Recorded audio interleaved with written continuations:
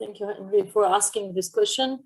I think, as Martin said, it's a very complicated question. Ultimately, of course, it depends on country, policy, and choice. But I think I would look at it through two frameworks. One is, what is the risk for short-term growth and for long-term growth, and how it complicates country situation.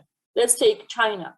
We saw that China before the pandemic was rebalancing, trying to rebalance, right, from investment to consumption. And we know that the COVID has interrupted this rebalancing because it hit consumption. So when you take 2 years of consumption, you see this big hit and still negative.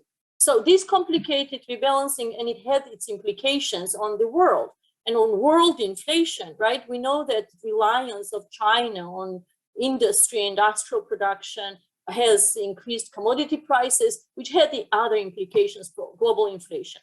So I'm just saying that if it lingers, if it continues the zero COVID strategy, it will make this complicated rebalancing, and it will increase these different excesses that China has. The other prism I will look through is longer term. So in longer term, we know that China's big challenge, and Martin showed, right, the potential growth, its driver, the productivity. Productivity very much depends on openness, right? Openness to ideas, on investment, technologies, movement of people. So I think these are two big risks that I would look at. And as Martin said, it cannot be decided in one day. Clearly, it depends on the readiness of the health system, the testing, the tracing, the gradual opening. But of course, it's a very complicated issue. And I'm sure with China team, we can look at this and have various, right, costs and benefit analysis and scenarios. But I think it's a very serious concern, risk, and policy decision going forward. This is how I would put it. Thank you. I wanted to add a couple of words on the natural disaster, which we saw recently in Tonga. So there are two aspects. One is for the world, and as Ayhan alluded more to, the climate risk for the world is one of the prominent risks.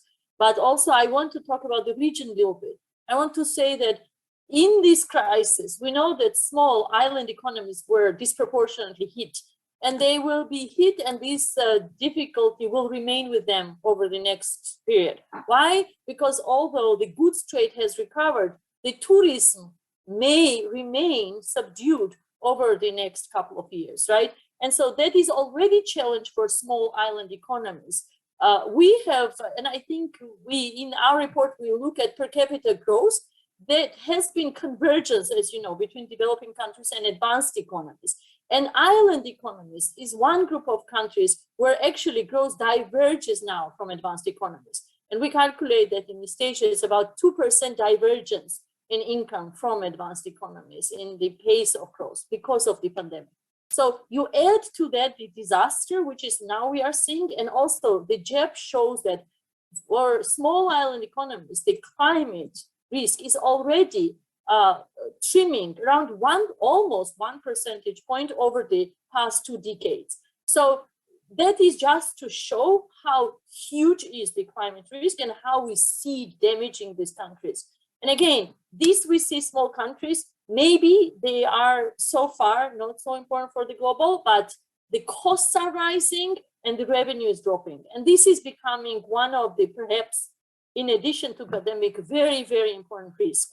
And the solution is in hands of large countries, and the victims are so far the tiniest, the smallest countries. Thank you so much.